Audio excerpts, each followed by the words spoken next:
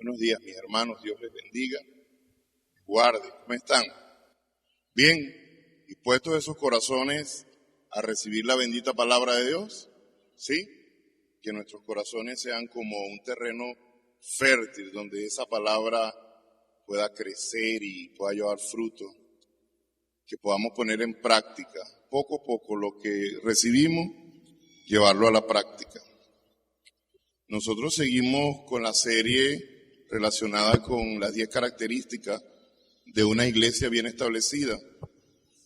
Y quiero iniciar, como es mi estilo, con 2 interrogantes. Si usted me puede ayudar a nombrar al menos 3 cosas que se tornan difíciles y que muchas veces se complican en el cumplimiento de la misión. A ver, ¿qué le viene a la mente? 3 cosas que se tornan difíciles y muchas veces se complican en el cumplimiento de la misión.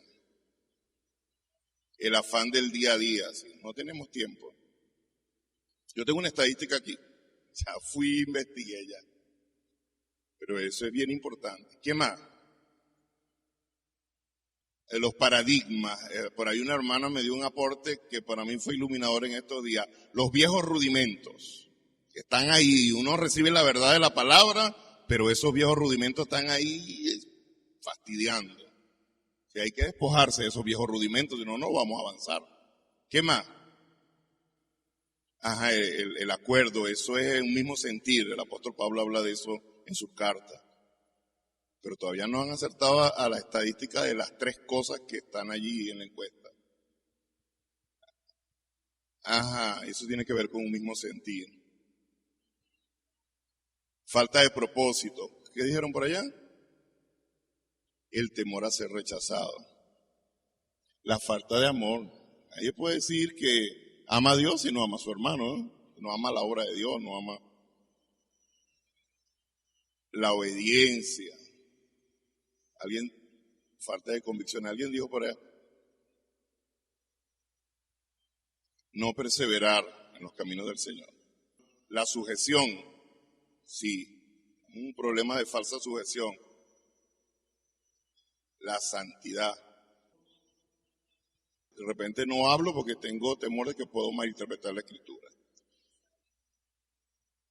Que un grupo nada más debe hacer ese trabajo, no es de trabajo de toda la iglesia. Ok, hermanos, son 3 cosas, muy buenas todas las que ustedes aportaron, pero no están dentro de las 3 cosas que están en la estadística. Las 3 cosas que se tornan más difíciles y muchas veces se complican en el desarrollo de la misión. Número 1, el gobierno de la iglesia. De ahí parte todo, hermano. Si una iglesia no tiene un gobierno bíblico, todo comienza por los que dirigen, hermano. Por ahí comienza el asunto. Ese es el primer aspecto. Lo segundo es el sostenimiento apropiado. Tenemos mucha gente que tal vez está llamada a servir a tiempo completo, a dedicación exclusiva, pero por falta de un sostenimiento apropiado, eso termina complicando y haciendo difícil la misión. Y finalmente, la sana interdependencia entre iglesias. Esos son los 3 aspectos en la estadística de los asuntos o las 3 cosas que se tornan más difíciles y que muchas veces se complican en el cumplimiento de la misión. Gobierno de la iglesia, sostenimiento apropiado y sana interdependencia entre las iglesias. Ahora, la segunda pregunta, porque yo tengo 2 interrogantes, ¿verdad? La segunda es, ¿qué es una alianza? ¿Qué es una alianza? Es como un convenio entre 2 personas, entes, organizaciones. Eso es, María. 20 puntos. Es una relación complementaria motivada por un fin común y sostenida por una disposición a aprender juntos en obediencia a Dios y su propósito. Bueno, este es un concepto de alianza a la luz de la Biblia. Hay alianzas de todo tipo, pero esto es un concepto de alianza a la luz de la Biblia. Cuando hay una relación complementaria que está motivada por un propósito, un fin común, y está sostenida por la disposición a aprender juntos en obediencia a Dios y a su propósito. Hermano, para los que estamos en alianza, con otros ministerios e iglesias, practicando la sana interdependencia, nuestra pasión, nuestra motivación más profunda debería ser el esforzarnos por compartir los recursos que Dios nos ha dado, no solo lo material, recursos humanos y de toda índole, y para complementarnos y para ser capaces de practicar la ayuda entre iglesias en pro del avance del reino de Dios y el establecimiento de la iglesia del Señor hasta los confines de la tierra. Eso debería ser un propósito, un objetivo de nosotros. Hay un pasaje en la Escritura, bueno, es uno de los muchos pasajes, pero hay un pasaje de la Sagrada Escritura donde nosotros vemos en acción esta característica tan importante para la iglesia como lo es la sana interdependencia. Por favor, abramos nuestra Biblia en el libro de los Hechos, capítulo 11, y vamos a leer los versículos del 19 al 26. Hechos capítulo 11, del 19 al 26. Entonces, ¿qué característica vamos a ver hoy? Sana interdependencia. Esa es una de las 10 características de una iglesia bien establecida. Cuando usted revisa el Nuevo Testamento se va a encontrar con pasajes como este que vamos a leer ahorita, que hablan claramente acerca de la sana relación, la sana interdependencia entre iglesias, con un propósito. ¿Para qué? En pro del avance del reino de Dios. No es que yo me uno por unirme. No vamos a unirnos, estamos unidos. ¿Pero para qué? Nos unimos con un propósito. Estamos allí en el texto. Dice así la bendita palabra de Dios. Ahora bien, los que habían sido esparcidos a causa de la persecución que hubo con motivo de Esteban, pasaron hasta Fenicia, Chipre y Antioquía, no hablando a nadie la palabra, sino solo a los judíos. Pero había entre ellos unos varones de Chipre y de Cirene, los cuales cuando entraron en Antioquía, hablaron también a los griegos, anunciando el evangelio del Señor Jesús. Y la mano del Señor estaba con ellos, y gran número creyó y se convirtió al Señor. Llegó la noticia de estas cosas a oídos de la iglesia que estaba en Jerusalén, y enviaron a Bernabé que fuese hasta Antioquía. Cuando llegó y vio la gracia de Dios, se regocijó y exhortó a todos a que, con propósito de corazón, permaneciesen fieles al Señor, porque era varón bueno y lleno del Espíritu Santo y de fe, y una gran multitud fue agregada al Señor. Después fue Bernabé a Tarso para buscar a Saulo, y hallándole le trajo a Antioquía, y se congregaron allí todo un año con la iglesia, y enseñaron a mucha gente, y a los discípulos se les llamó cristianos por primera vez en Antioquía. Hasta allí. La delimitación está hasta allí. Yo tuve la tentación de entrar directo al tema de la sana interdependencia, pero cuando yo comienzo a revisar, tratando de aplicar una ley de la interpretación, que es la ley del contexto, me doy cuenta que una cosa está ligada a la otra. Eso lo hemos enseñado y lo hemos aprendido. Entonces dije yo, yo voy a predicar el texto con fidelidad y que Dios me ayude a no predicar el evangelio eterno hoy aquí. No podemos, el tema de la sana relación entre iglesia, por alguna razón, que el Señor en su perfecta palabra así lo permite, está junto al tema de la iglesia sufriente, la iglesia perseguida, la iglesia que sufre por causa de su fe. Y eso es lo primero que vemos allí en este cuadro, en esta escena del relato del libro de los Hechos. La expansión misionera, que era lo que estaba ocurriendo allí, y el crecimiento de la iglesia de Antioquía fue precedida por la muerte de Esteban y por la persecución. Eso es lo que uno ve inmediatamente antes del resurgir, del florecer de esta iglesia. El abono, la semilla, fue la muerte del primer mártir de la iglesia y la persecución. Fueron esparcidos los hermanos en ese momento y ocurrió ese crecimiento. Primero, los esparcidos, dice allí claramente, eso fue un asunto estratégico y una guía del Espíritu Santo, hablaron la palabra solo a los judíos, dice allí.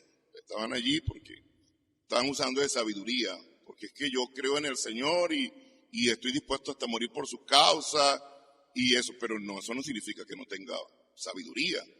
Debo tener sabiduría. Lo segundo es que varones de Chipre y de Cirene hablaron también a los griegos el evangelio. Y lo tercero es que Dios respaldó su obra y muchos gentiles se convirtieron a Jesucristo. Eso fue como el inicio del asunto, donde el Señor comenzó a obrar para levantar esa iglesia floreciente, la iglesia de Antioquía. Y eso me llevó a pensar, tal vez en una de las batallas de la iglesia contemporánea, que algunos han llamado a la iglesia contemporánea una iglesia light. ¿Qué es una iglesia light? Débil, sí, así es, María. Una iglesia ligera. Batallamos con eso, he hablado un poquito con Ramón sobre eso, acerca de la secularización de la iglesia que a veces uno tiene que ver bien para ver si es cristiano o qué es lo que es. Tenemos que andar evaluando las conversiones de la gente porque se dicen cristianos, pero cuando vemos como que, oye, dice que es cristiano, pero como que no parece. Este concepto de la iglesia light para mí es un contraste de la iglesia del primer siglo, porque la iglesia del primer siglo no era light, hermano. Era una iglesia comprometida con el evangelio. Esta no era una iglesia consumista, que todo lo que producía era para su propio consumo, para su propio entretenimiento, para lo que quería. No, esta era una iglesia resteada, comprometida con el evangelio y con la expansión del reino de Dios. Es un reto para nosotros en este tiempo, esta iglesia. Cuando miramos esta fotografía de la iglesia naciente, es un reto para nosotros. Y yo hice el contraste. Yo dije, la iglesia del primer siglo, la iglesia contemporánea. En general, porque nosotros como iglesia local formamos parte de la iglesia universal, la iglesia en general que el Señor levantará. Porque cuando estemos allá en el cielo, el Señor no va a decir, ay, pase por aquí los pentecostales, pase por aquí los bautistas, pase por aquí los reformados. Vamos allá, vamos a estar juntos. El Señor tiene su pueblo y el Señor conoce a los suyos. Conoce a los suyos, hermano. ¿Cuál es la actitud de la iglesia que no es perseguida? La iglesia de Occidente mayormente. ¿Cuál es la actitud? Bueno, es una iglesia invadida del materialismo, por ejemplo. Es una iglesia invadida del materialismo. Tú miras su mente y su mente está pensando en que debo ser prosperado.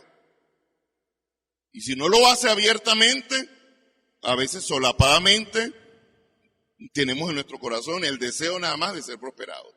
Y claro, como es una sociedad materialista, batallamos contra eso y muchas veces, hermanos, si nos examinamos con rectitud, decimos, oye, estoy teniendo un pensamiento materialista.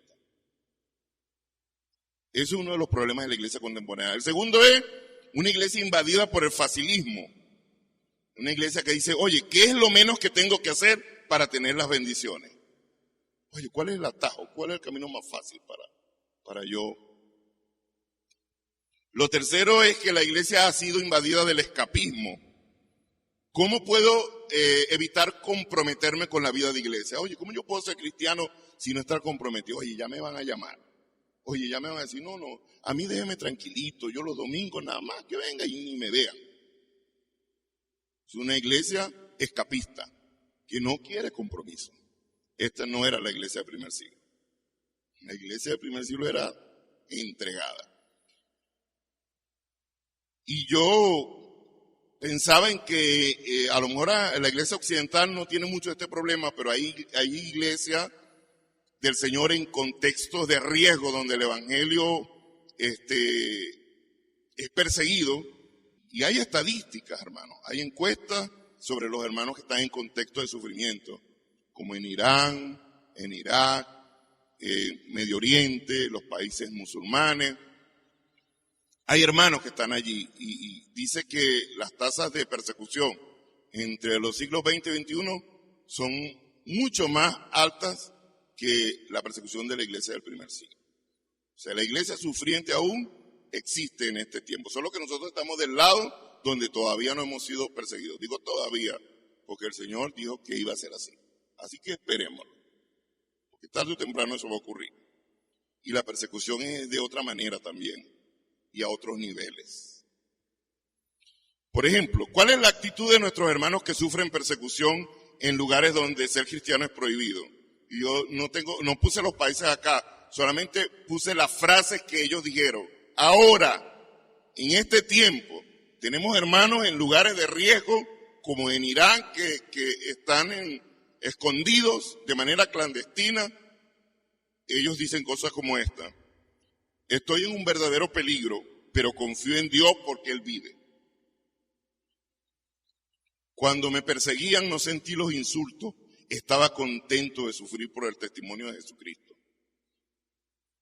Y otra expresión: nuestras iglesias crecen a pesar de toda persecución. Hermano, la persecución y la oposición al evangelio ponen a prueba nuestra fe. Eso es necesario. Lo que alguien dijo por allí, de vez en cuando nos viene bien una persecucioncita. Porque ahí es donde aflora el verdadero cristianismo. Ahí es donde aflora nuestra fe, si verdaderamente somos. Porque la persecución y la oposición al evangelio pone a prueba nuestra fe y saca a la luz lo que verdaderamente creemos y lo que está en nuestro corazón, si verdaderamente nuestras convicciones de fe son firmes. Ahí es donde va a mostrarse. Y también la persecución, que es el contexto de este pasaje, nos prepara para enfrentar cualquier prueba en el futuro. No solo eso, sino que nos pone en la perspectiva correcta en relación con la vida eterna. Yo creo que es como algo que Dios usa como para ubicarnos, hermano. Cuando nos ponemos tan cómodos, cuando estamos en nuestra zona de confort, cuando es una cosa que es un mal de este tiempo, la cultura de los sobremerecedores, creemos que todos nos lo merecemos. Bueno, Dios permite esas cosas como para movernos y sacarnos de nuestra zona de confort. Sobre esta base, Lucas escribió un ejemplo de sana relación entre iglesias. Hermano, estoy seguro que no es por casualidad. Y deja claro el episodio que es necesario el reconocimiento y la colaboración entre iglesias para una correcta y sana interdependencia. Es necesario que haya reconocimiento y colaboración entre iglesias para una correcta y sana interdependencia. Claro, hermano, ahí toca hilar más fino, porque no es que yo me voy a relacionar con todos. Yo debo tener respeto con todos, inclusive con grupos y denominaciones que nosotros sabemos claramente que no son de sana doctrina. Porque lo sabemos, pues la manera que usted se va acercando a la Escritura, usted puede distinguir. Cuando usted se va acercando a la palabra de Dios, usted puede distinguir. Entonces, bueno, ahí toca a nosotros hacer el ejercicio de cómo me relaciono y con quién me relaciono. Y deberíamos hacer alianzas y relacionarnos con iglesias de sana doctrina, especialmente con aquellas que respetan las doctrinas fundamentales. Deberíamos tener cuidado con eso, porque no es que yo voy a hacer sana relación con los testigos de Jehová, con los adventistas, No, porque eso choca con la doctrina. Ya hemos hecho una investigación a la luz de la palabra, a la luz histórica. Por ejemplo, una manera de tú detectar una falsa doctrina, una secta, es la data de su fundación. Y por ejemplo, los testigos de Jehová y los adventistas, por su fundación, ya tú sabes, no, esto califica como una secta porque sus promotores son recientes. Esa doctrina surgió recientemente. Cosas como esa, hermano. Entonces hago ahí la acotación, que es la sana interdependencia entre iglesias que respetamos o creemos en lo que la verdad de la palabra de Dios dice. Y en los casos de grupos o denominaciones que consideramos que no son de sana doctrina, respeto. Porque el mismo apóstol Pedro dijo, estar preparado con mansedumbre y con reverencia para presentar defensa de la esperanza y de la fe que profesamos. No andamos buscando nosotros caer en discusiones, en contiendas, que tú eres falso, que yo tengo la verdad, que no podemos caer en eso. Si caemos en eso, hermano, no vamos a manifestar ese carácter de Cristo. Cuidado con eso, cuidado con eso. Nunca ha sido nuestra intención como iglesia andar con la espada, cortando cabezas, creyendo que los demás están errados, están perdidos y nosotros tenemos la verdad absoluta. Sí podemos discernir y evaluar y ver, pero no andar con esa bandera. Cuidado, cuidado con eso. Hay varias cosas que ocurrieron allí, ya entrando en el pasaje de lleno. Dice que llegaron las noticias a la iglesia de Jerusalén de lo que estaba sucediendo en Antioquía por la obra del Espíritu Santo. ¿Y qué hizo la iglesia de Jerusalén o el liderazgo? Comisionaron a Bernabé para que fuera hasta allá. Eso es lo que dice el pasaje, lo leímos. ¿Sí? Bernabé fue y Bernabé comprobó la obra de gracia de Dios entre los creyentes de Antioquía. ¿Y qué hizo Bernabé? Exhortó a los hermanos a que permaneciesen firmes en la fe. Y Bernabé fue el recurso humano que la iglesia de Jerusalén usó por la guía del Espíritu Santo para que pudiera evidenciar, constatar el testimonio del fruto que había allí y los animó para que pudieran permanecer firmes y con fidelidad al Señor. Luego dice que Bernabé buscó a Saulo, que lo trajo a Antioquía y dice que trabajaron juntos y permanecieron allí congregándose y enseñando a los discípulos durante un año. Esto no es la primera vez que pasa. Vamos a ubicarnos en Hechos capítulo 8, versículo 14, para que vea que esa preocupación entre iglesias es bíblica. Esa disposición a colaborar entre iglesias es bíblica. Hicieron lo mismo que están haciendo aquí. Enviaron a Bernabé aquí, allá enviaron a ¿quién? Entonces la iglesia de Jerusalén estaba pendiente de lo que sucedía con otras iglesias y estaban dispuestos a enviar emisarios para ver cómo iban las cosas y para expresar el apoyo y la solidaridad. Entonces era de esperar que la evolución y el crecimiento de los discípulos que estaba ocurriendo en Antioquía atrajera toda la atención de los hermanos de Jerusalén y de los dirigentes de la iglesia. Y como no era algo nuevo, ya lo acabamos de comprobar en Hechos 8:14, ellos se sentían responsables de todo lo que sucediera en el campo de la misión cristiana.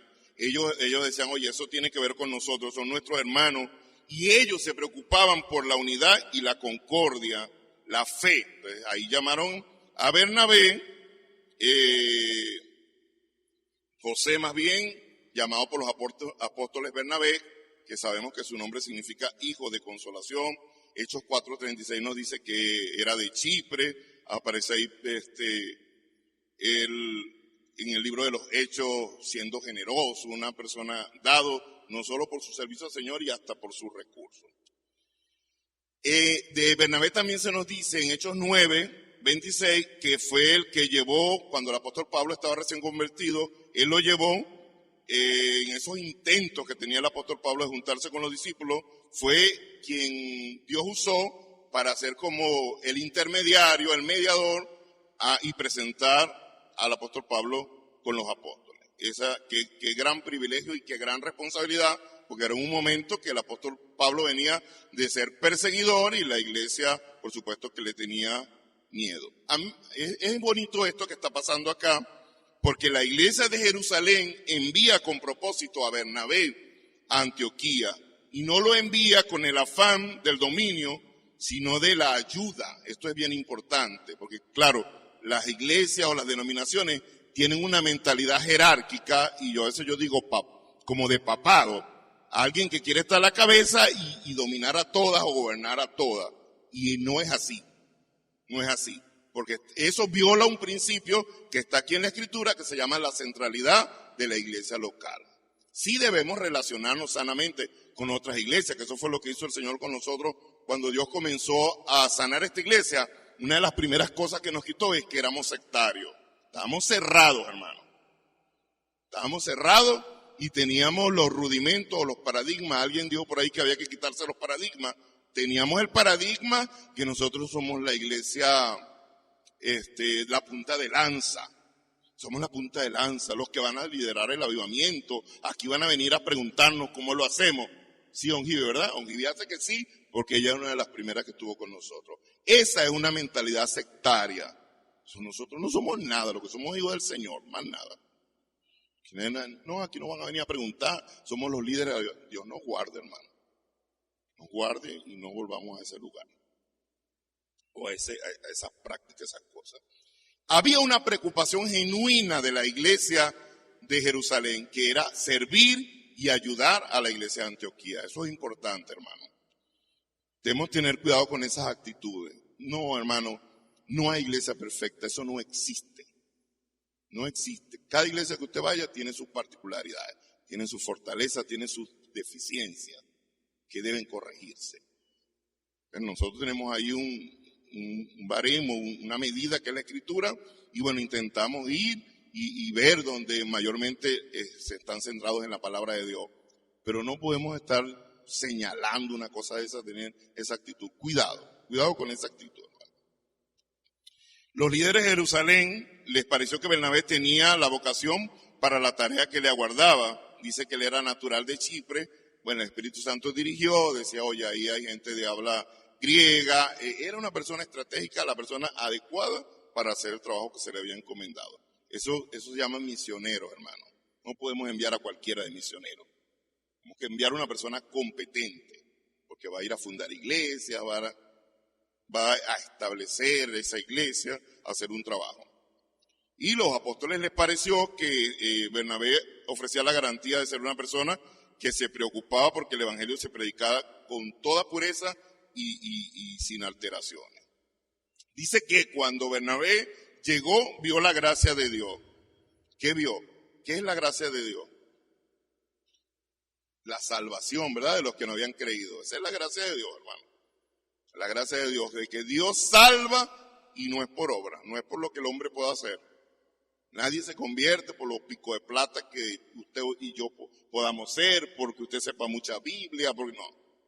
La gente se convierte por la acción soberana de Dios y por la obra del bendito Espíritu Santo, que es el que convence de juicio, de justicia y de pecado. Así es que la gente es impactada con el evangelio. Entonces, él vio la gracia de Dios, vio la salvación de aquellos que no conocían a Cristo. Y qué bonito, porque cuando tú revisas el trabajo de la iglesia de Antioquía, algunos dicen que es el ejemplo de la primera iglesia misionera. Yo estoy de acuerdo con eso, porque esa iglesia luego se convirtió como en un trampolín para esparcir las buenas nuevas a todas partes. Por ejemplo, Antioquía fue el punto de partida de cada uno de los viajes misionales que ejecutó el apóstol Pablo, como para abrir el camino. Cuando usted sigue leyendo, no tenemos tiempo para hacer esa revisión en esta mañana, pero usted sí tiene tiempo, cuando vaya a su casa a revisar, se va a dar cuenta que lo que estoy diciendo es verdad. Fue como un trampolín y una puerta que se abrió. Y Lucas resalta que Bernabé se alegró, dice, se llenó de gozo, se alegró, dice el texto, se regocijó, es lo que dice el texto en Reina Valera. ¿Por qué? Porque vio que Dios había derramado su gracia sobre los gentiles. Una reacción distinta a lo que hubo allá en Hechos 11. En Hechos 11 hubo lo contrario, más bien entraron en contienda allí, cuando Pedro habló de su experiencia, hubo allí como cierta disputa por lo que Dios... Aquí no, aquí más bien fue regocijo. El gozo, que es un fruto claro del Espíritu Santo. Y yo lo veía, hermano, y pedí al Señor eso, que nosotros podamos tener ese gozo cuando sepamos y veamos de lo que Dios está haciendo con otros hermanos en otros lugares. Que a lo mejor tienen diferencias con nosotros, que a lo mejor no se parecen mucho a nosotros, pero que están cumpliendo verdaderamente con la misión. Eso debería a nosotros producirnos gozo. Y si pudiéramos nosotros ayudar y fortalecer ese trabajo y ellos fortalecernos a nosotros, oye, gloria a Dios, hermano. Gloria a Dios. Nosotros, creo que fue uno de las características que nosotros más retardamos. Nosotros. Pero como nosotros no somos los que dirigimos la iglesia, sino el Espíritu Santo, entonces el Señor dijo, no. Nosotros decíamos, todavía no estamos listos, o sea, tenemos todavía muchas cosas que hacer, que ajustar el currículo de la iglesia, y en medio de ese proceso comenzaron a surgir las necesidades. Por ejemplo, comenzó un movimiento bonito que permanece todavía, que son las Iglesias Unidas de la región 6, zona 2. Las 6 iglesias con las que nos reunimos con propósito, y hermanos, somos diferentes, aunque somos de una misma asociación, pero cada una tiene sus particularidades. Y nosotros tratamos de ejercitar el respeto, la paciencia. Aunque ahorita, hermanos, sinceramente hablando, nosotros como iglesia en general hemos bajado la participación. Y aprovecho esta prédica porque si no la voy a desaprovechar, para que bajo este principio de la sana interdependencia, cumplamos con eso, hermano. Por ejemplo, no es por las actividades, es el relacionamiento, pero las actividades es una manera de medir. Y mucho de lo que hemos hecho con las Iglesias Unidas de la región 6, zona 2, sea la razón que podamos nosotros decir, no, que el liderazgo no nos motivó, o que no sé qué. Hermano, todos como iglesia tenemos la responsabilidad de cumplir con una característica que se llama, ¿cómo se llama? Sana interdependencia. Hermano, eso nos cuida, porque los evangélicos y los seres humanos en general, pero los evangélicos tendemos a hacer nuestro propio conuco, nuestra propia tribu, y nosotros ya ahí nos quedamos, cuidado, porque cuando nos relacionamos con nuestros hermanos, ahí es donde vemos, hermanos, y ahí es donde tenemos que ejercitar. Si no se parece tanto a nosotros en un área, bueno, ahí debe imperar el amor. Alguien dijo por allí, el amor, sí, hermano. Ahora, bueno, cuando ya las cosas se salen de la doctrina, bueno, hermano, ahí sí tenemos ya que, con amor aún, hacer las correcciones debidas. Pero no nos podemos aislar. Eso es lo que quiero decir en esta mañana. No nos podemos aislar. Bernabé se alegró, que esto es un claro fruto del Espíritu Santo, lo que dice Gálatas 5:22, y lo llama gozo. Dice que Bernabé partió luego para buscar a Saulo. Lo último que se supo de Saulo antes de este pasaje es que allá en el capítulo 9, él tuvo que huir por consejo porque Pablo lo estaban buscando para matarlo y bueno, y eso. Hermano, pero es el Espíritu Santo de Dios. A mí me gusta, porque cada vez que yo leo el libro de los Hechos, como mucho estoy de acuerdo en que en vez de llamarse Hechos de los Apóstoles, es Hechos del Espíritu Santo. Porque es la guía del Espíritu Santo. Y es el Espíritu Santo el que rige la iglesia. Y Él es el que produce esos lazos hermanables que unen a los hombres para conseguir el mayor bien del conjunto. Porque yo practico la sana interdependencia. Porque finalmente yo estoy pensando en la misión. O sea, no estoy pensando en que, porque no es una competencia. Cuando yo estudiaba esto, yo decía, está claro, no es una competencia. No es que yo soy la iglesia que más, no es que nosotros somos los que más, que nosotros no es una competencia. Es que nosotros hacemos sana interdependencia y tenemos lazos hermanables que nos unen para conseguir un bien mayor en conjunto. ¿Cuál es el bien mayor? Que el evangelio corra, hermano, que el evangelio corra, que el reino de Dios se extienda, que cumplamos con la misión. Entonces, para eso deberíamos nosotros convenir. Sí, esos son criterios para sana interdependencia. Hay muchas cosas que las iglesias hacen, pero si tiene que ver con orar, si tiene que ver con plantar iglesia, si tiene que ver con evangelizar, bueno, hermano, ahí vamos a estar nosotros, si se nos solicita, ahí vamos a estar. Alguien nos dijo una vez, hermano, que un concierto, que las entradas, y con pena y todo, hermano, porque yo era del que le gustaba llevar la fiesta en paz. Y pensaba, ay, si el hermano se molesta o se hiere. Y no, hermano. Respiré profundo, saqué fuerza donde no tenía, y yo le dije, hermano, ve, nosotros no practicamos eso. Invítanos a evangelizar, invítanos a orar, pero no nos pongas a vender entradas de concierto. Y nosotros no practicamos eso. Y el hermano dice, hermano, gracias hermano por la honestidad. Hermano, ese debe ser el Espíritu Santo de Dios el que nos produzca ese deseo de estrechar los lazos hermanables para conseguir el mayor bien del conjunto, hermano. En ese momento, en la iglesia de Antioquía, se vio con claridad y seguridad el crecimiento de la iglesia y cómo la iglesia, por la preocupación, la iglesia de Antioquía, por la preocupación de la iglesia de Jerusalén, mostró lo que Dios estaba haciendo allí, la gracia de Dios, y no se quedó aislada dentro de la mentalidad legalista, la iglesia de Jerusalén, sino que vio lo que Dios estaba haciendo allí.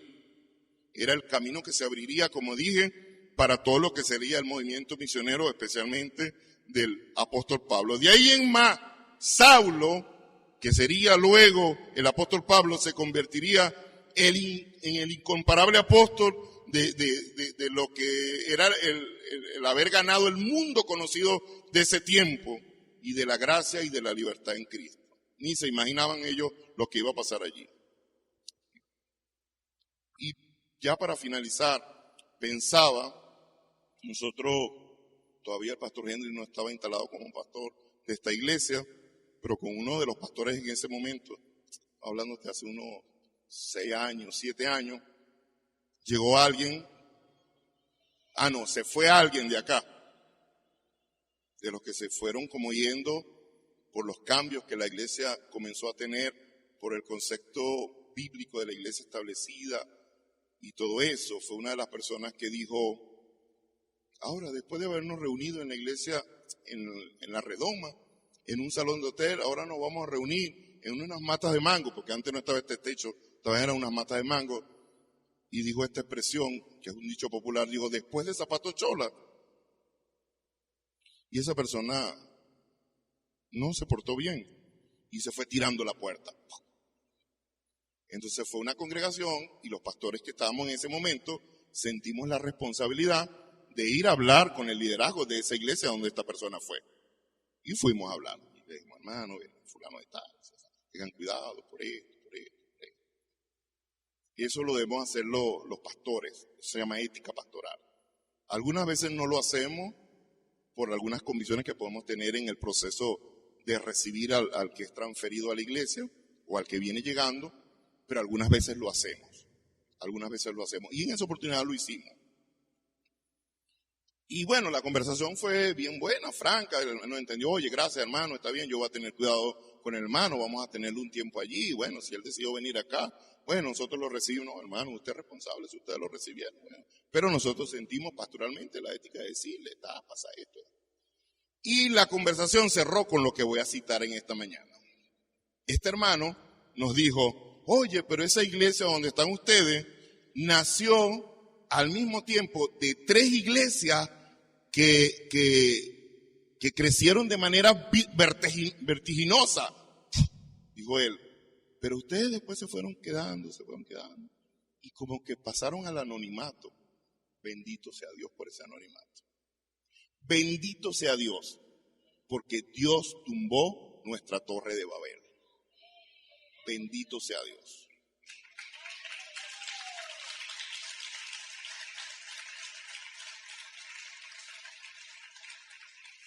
Cuando él me dijo eso, de que estas 3 iglesias nacieron en conjunto, repuntando, yo dije, pero es que no es una competencia. No es una competencia. Mis hermanos, debemos orar y trabajar para que Dios en su poder y soberanía establezca iglesias maduras que lleguen a ser ejemplos de otras. Que entendamos que las bendiciones que nosotros hemos recibido del Señor deben ser compartidas con las demás iglesias locales en el lugar donde hubiera alguna necesidad, sobre todo si nos la solicitan. Que el Señor nos guarde, hermano, de una mentalidad separatista o sectaria, de creernos que somos algo. Dios nos guarde. Sino que según el propósito de Dios, el pensamiento que prevalezca en nosotros sea el de la ayuda mutua para el avance del reino. Que ese sea nuestro pensamiento. Póngase de pie, por favor.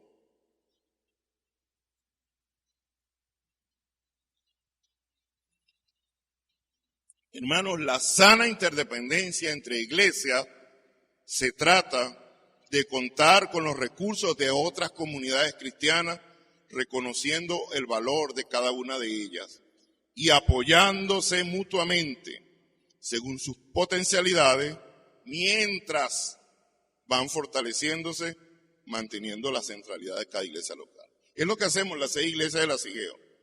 Ahí nos reunimos, los pastores hablamos, pero ninguno de los liderazgos, hace injerencia en la manera como la iglesia, cada una en particularidad se desarrolla. Nos respetamos, hermano. Que a veces es difícil, sí, hermano. Pero porque sea difícil relacionarnos, no nos vamos a aislar. O cuando vemos que ya un hermano se porta difícil, ¿qué vamos a hacer? ¿Qué le vamos a hacer? ¿La X? No, hermano, ese hermano es difícil para relacionarse. Listo. No, hermano. Porque tal vez esa es la lija que yo necesito para pulir mi carácter. Tal vez esa es la lija que yo necesito para mostrar si en verdad tengo paciencia, si tengo amor, si tengo tolerancia. Y yo estoy seguro que si Dios nos unió con un propósito, ese hermano que representa una iglesia seguramente tiene algo que va a ser de beneficio y de bendición para nosotros. Es difícil, hermano, no le estoy pidiendo algo fácil, pero sí sé que se puede hacer. Sí se puede hacer porque lo hemos vivido y lo hemos practicado. Hermano, que Dios nos ayude, este es el reto nuestro, que Dios nos ayude a que podamos reflexionar en que como iglesia no deberíamos asumir la tarea de la misión aislado, ni creernos autosuficientes, sino que con humildad dispongamos de los aportes, de los recursos producidos por otros creyentes y que estos sean valorados y estimados para ayudarnos mutuamente en el proceso de cumplir la misión. Padre, en el nombre de Jesús, Señor, te damos la gracia porque es una bendición saber que nosotros como iglesia local somos parte de un conglomerado que se llama la Iglesia del Señor Jesucristo. Y que, como decía en principio, un día cuando estemos allá en el cielo, allí no va a haber denominaciones y no va a haber grupitos. No, ahí va a estar reunida la Iglesia del Señor, de todos los tiempos, de todas las edades, de todas las etnias. Qué bonito, Señor. Gracias por este mensaje y gracias por el ejemplo de la Iglesia de Antioquía, que nos muestra que esta característica de la sana interdependencia es bíblica y que sí, Padre, podemos nosotros, dirigidos por el bendito Espíritu Santo, estrechar los lazos hermanables para contar con los recursos de otras congregaciones y ayudarnos según nuestras potencialidades y fortalecernos en nuestras debilidades, Señor. Pedimos que nos ayudes a revestirnos de humildad, de respeto y también de reconocimiento y de valorar el trabajo que otros siervos y siervas tuyas, Señor, hombres y mujeres que forman parte de rebaños de otras congregaciones, que existen porque esa es la iglesia del Señor. Pedimos esto, Señor, en el nombre poderoso de Jesús, dándote las gracias y pidiéndote que nos ayude a cumplir también con la característica de la sana interdependencia entre iglesias. En el nombre de Jesús. Amén. Amén. Dios les bendiga, mis hermanos. Denle un aplauso al Señor.